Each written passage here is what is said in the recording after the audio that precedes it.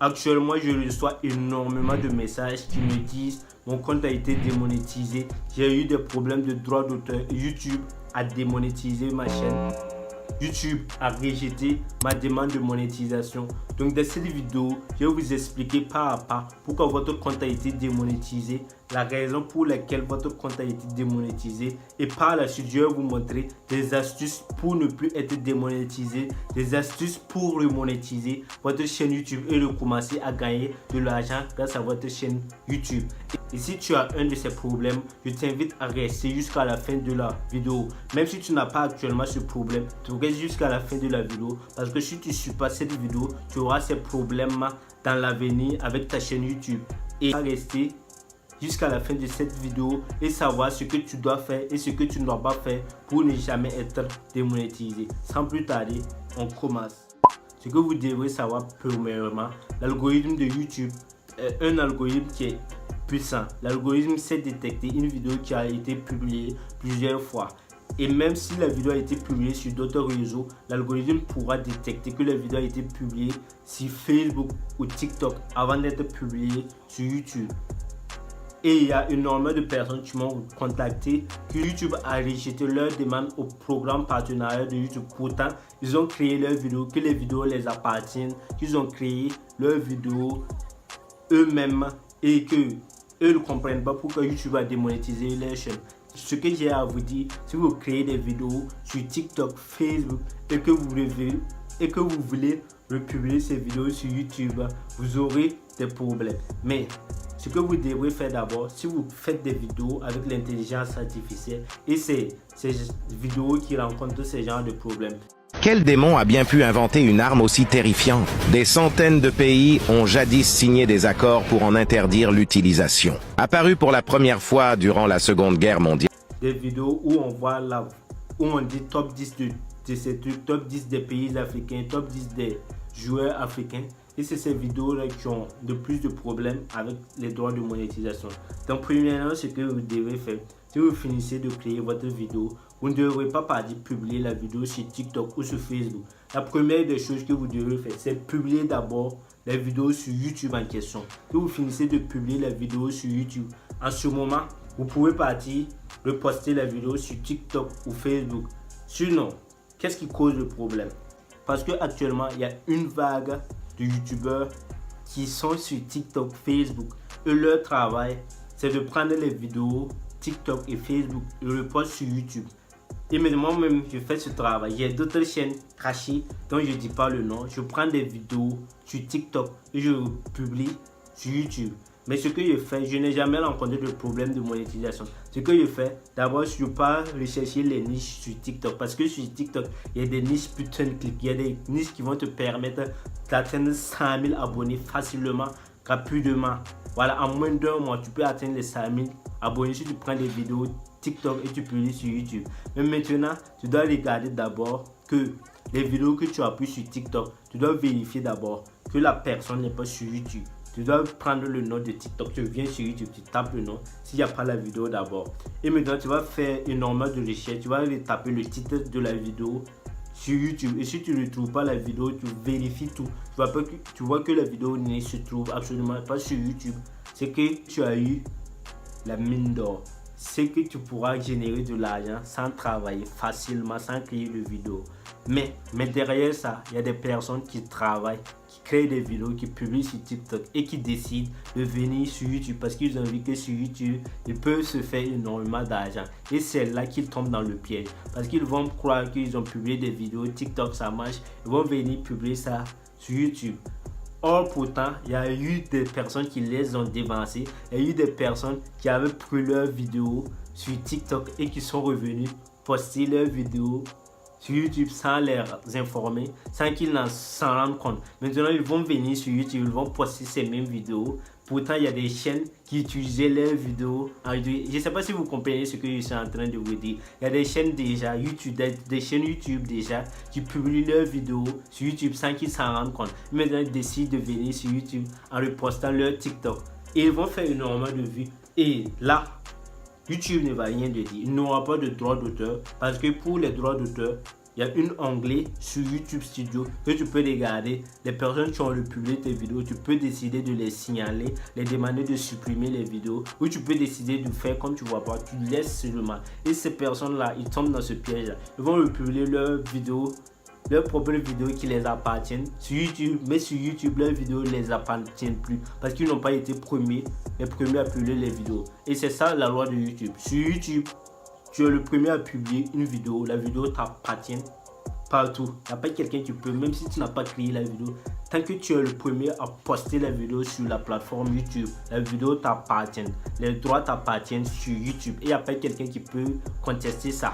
Et c'est ça aussi la réalité. Donc il y a des artistes, je vois, qui font des erreurs. Ils vont publier les extraits de leurs chansons pour faire la promo sur les réseaux sociaux sans publier d'abord la chanson, le clip d'abord sur YouTube. Et maintenant, après, ils vont le publier le clip. Et pourtant, il y avait des gens qui avaient publié l'extrait sur YouTube. Et ces gens vont demander de les payer de l'argent. Ils vont décider de supprimer les chansons. Et ils se plaignent que la personne n'a pas les droits. Mais c'est toi qui as donné tes extraits à la personne sans publier sur YouTube. Et la personne a totalement les droits sur YouTube. Et tu es sur Facebook, TikTok, la personne n'a pas les droits, mais tant qu'il a été le premier à publier le clip sur YouTube, il a les droits et il peut faire ce qu'il veut. Il peut te faire des chantages, il peut décider de te faire payer si tu veux. Tout ça dépendant de la personne, de son humeur. Il peut décider de laisser aussi. Voilà. Maintenant, les personnes, ils publient les vidéos et les vidéos ne les appartiennent plus. Et maintenant, ils vont atteindre le seuil de monétisation. Ils vont lancer leur requête et YouTube va les envoyer des notifications en disant que votre chaîne n'a pas été acceptée au programme partenaire de YouTube, tout simplement parce que vous utilisez des contenus réutilisés. Et maintenant, ils se plaignent sans savoir c'est quoi le problème. Or, pourtant, il y avait des gens même qui avaient déjà publié leurs vidéos sur YouTube et ils s'en rendaient pas compte. Donc, j'espère que j'ai répondu à la question.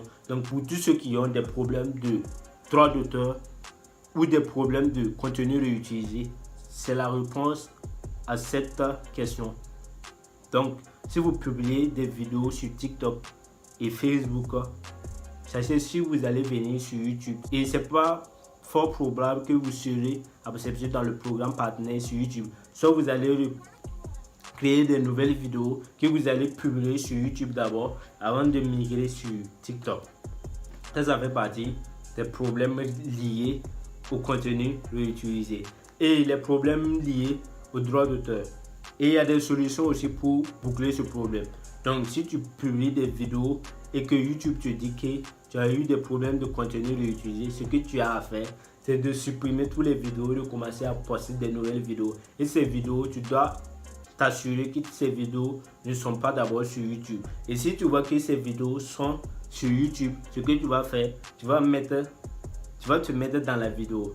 Actuellement, j'ai une chaîne qui a eu ces problèmes et j'ai commencé à faire des vidéos. Ces vidéos, je mets ma photo. Bon, je fais une vidéo analyse au fait.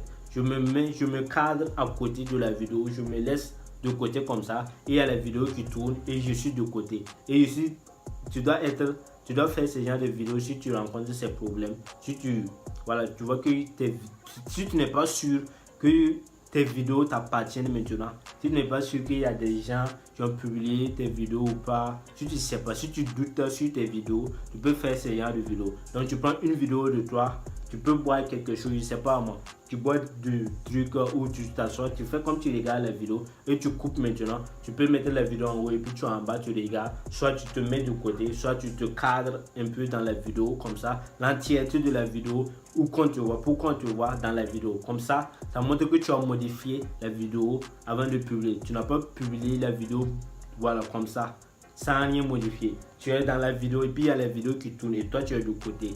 Donc, c'est l'astuce, la meilleure astuce à faire pour monétiser votre chaîne YouTube si vous rencontrez des problèmes de droits d'auteur ou des problèmes de contenu réutilisé. Et pour les droits d'auteur, ça n'a pas un fort impact sur votre monétisation. Soit si vous avez des droits d'auteur de musique seulement, vous pouvez partir dans l'onglet YouTube Studio et vous allez modifier la musique. Soit vous pouvez décider d'enlever la musique. Et si c'est des droits d'auteur visuel, vous pouvez partir toujours dans l'onglet YouTube Studio et vous pouvez couper la partie qui réclamer, la partie où il y a les droits d'auteur, vous pouvez couper ça, laisser la partie simple et vous allez les vidéos comme ça. Pour les droits d'auteur, ça n'a pas beaucoup d'impact sur votre monétisation. Et ce qui a beaucoup d'impact sur la monétisation, c'est tout simplement le contenu réutilisé. Et c'est ça qui fait énormément mal aux créateurs de contenu sur YouTube, c'est le contenu réutilisé. Le problème de droits d'auteur, si tu vois des signalements de droits d'auteur,